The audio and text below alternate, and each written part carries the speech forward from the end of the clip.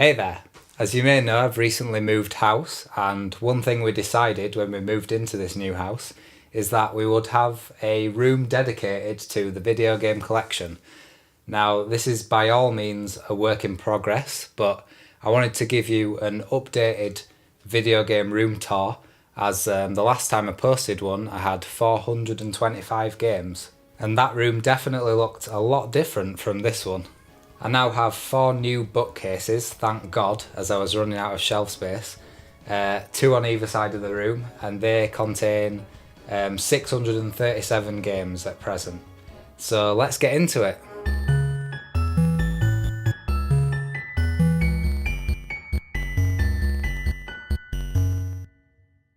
In this video I'll kind of be generally showing off the collection. Won't be going into too much detail about stuff that I've already covered in the previous video, so if you want to go back and watch that video, feel free. So first off, this is the right hand shelf, which contains all of my PC games. I initially put all my PlayStation 1 and 2 games here. Burnout Paradise, one of my favourite racing games. Of course, that's getting a remaster at the moment, which is cool. At the top there you can see a game called Akimbo.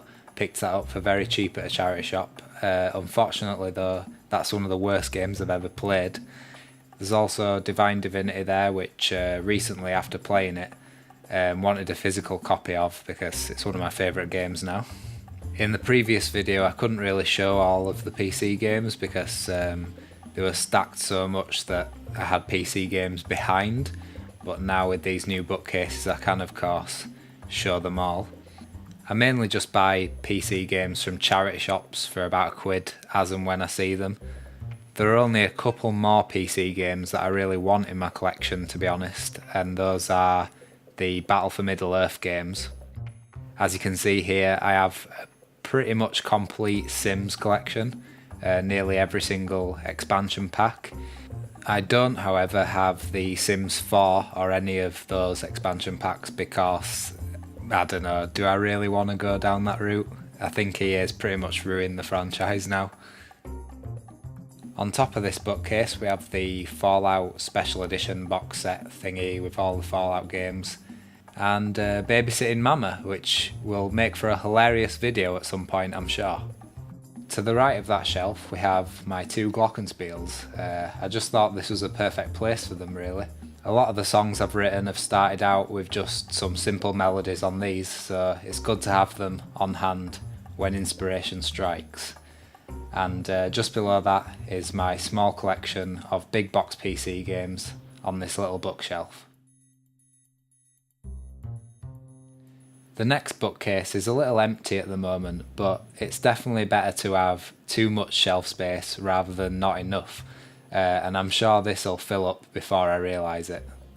Here are my Japanese Super Famicom games. The only new one since the last video is Front Mission, which I got at the Retro Games Fair. You may notice I've got quite a lot of Yokai Watch plushies. This is because my girlfriend does mystery shops at toy shops occasionally, and rather than just getting random stuff, she decided she was going to get a full set of these Yokai Watch plushies.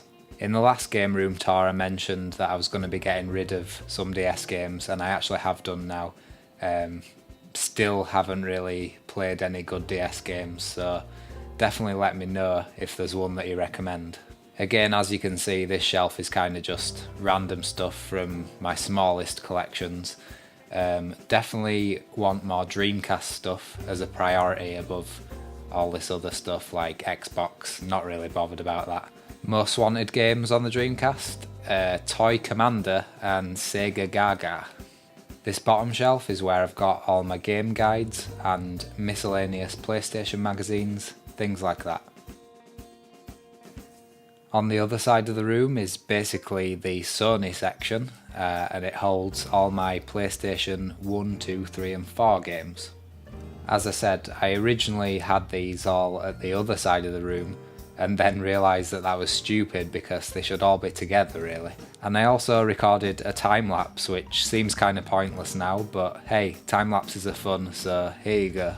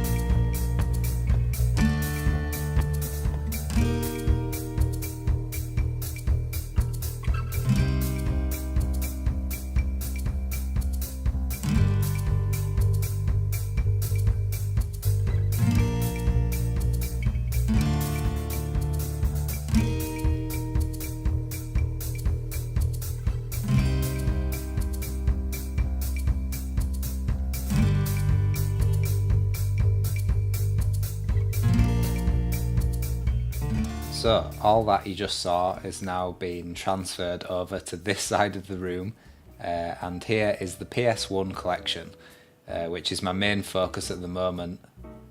Apologies for the glare, can't really be helped with the combination of these protective sleeves and the photography lights that we use now. I would love to do videos eventually on pretty much all of these games, if I'm honest. PS1 has such a massively wide variety of games. Some games like Assault, you can see there, I've been picking up because I've literally never even heard of them, so I want to try them out. There's a game called Grudge Warriors there that I had also never heard of. Is it worth playing? That remains to be seen. Kingsley's Adventure, Roscoe McQueen, and the original Silent Hill, all games that I've been looking for a while and recently picked up. Then there's Suikoden there, which is definitely the rarest game I own.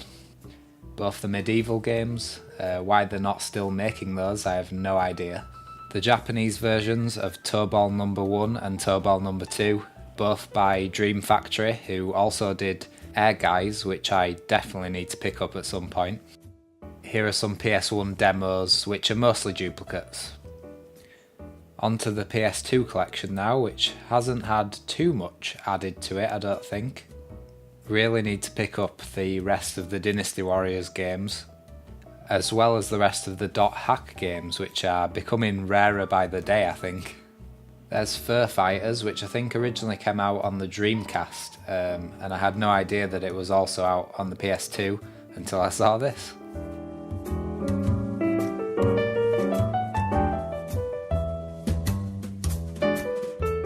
Here's King of Fighters Maximum Impact, which I'm told is one of the worst King of Fighters games, but it has a very nice box.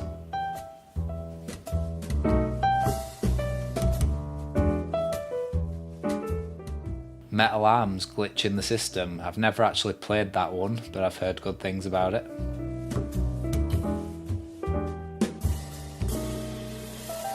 Psychonauts I only played quite recently, and I'm happy to hear that that's getting a sequel now.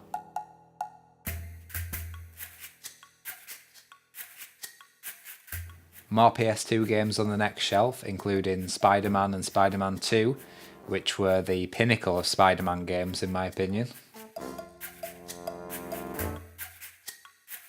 Trapped is quite an obscure one. It's actually part of the Deception series, which you might know of.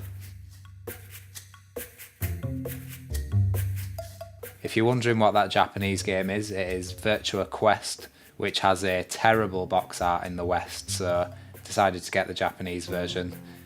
Now, PS3 games, haven't really bought any in a while.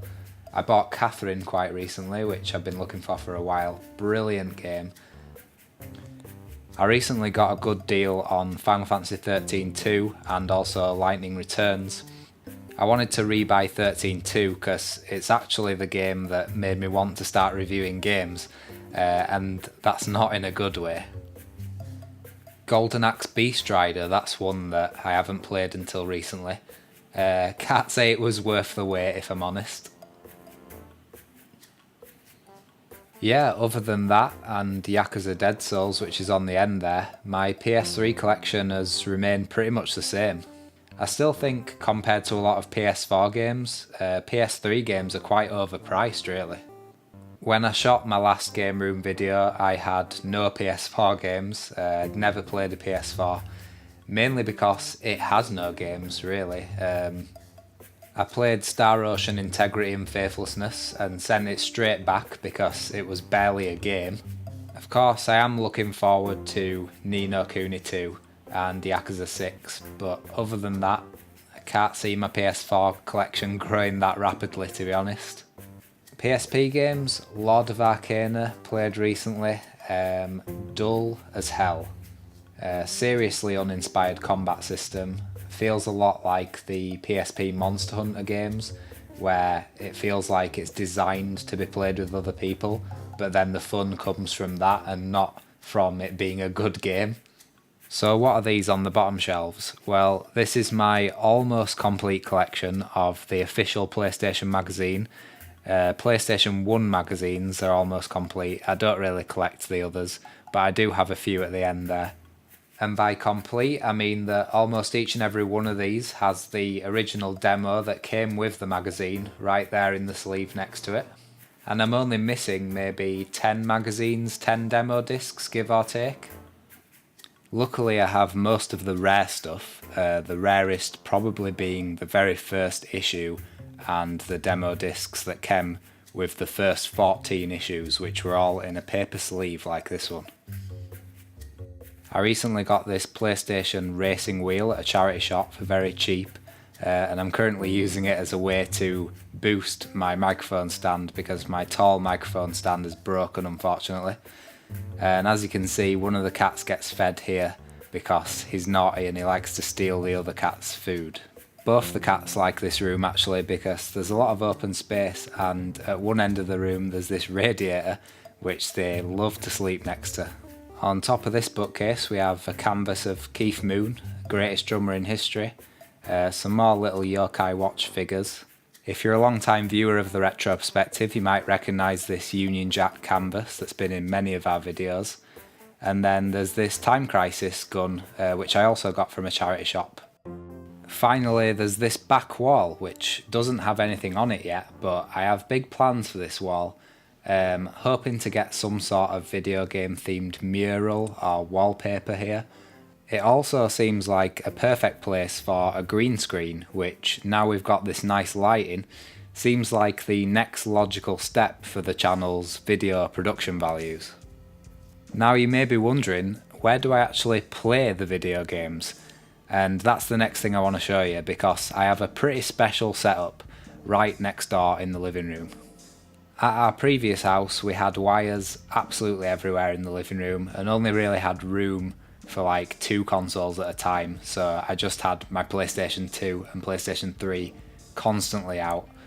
But now, as you can see, I've turned these black bookcases on the side to create a bit of a media centre, which gives a lot more room for loads of consoles and conveniently hides the wires behind.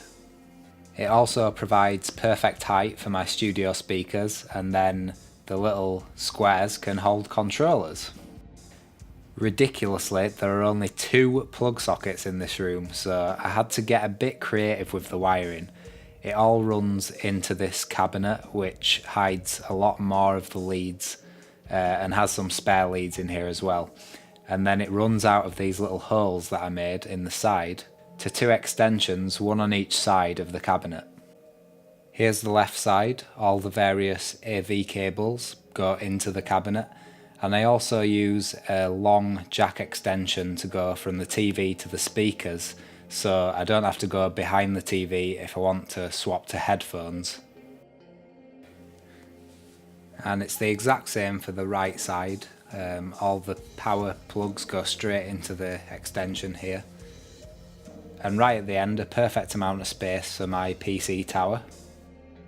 I really wanted to try and maximise space and keep wires tidy, so I got some double-sided Velcro here and stuck the Elgato capture card to the back of my TV, and also a splitter, HDMI splitter you can see there.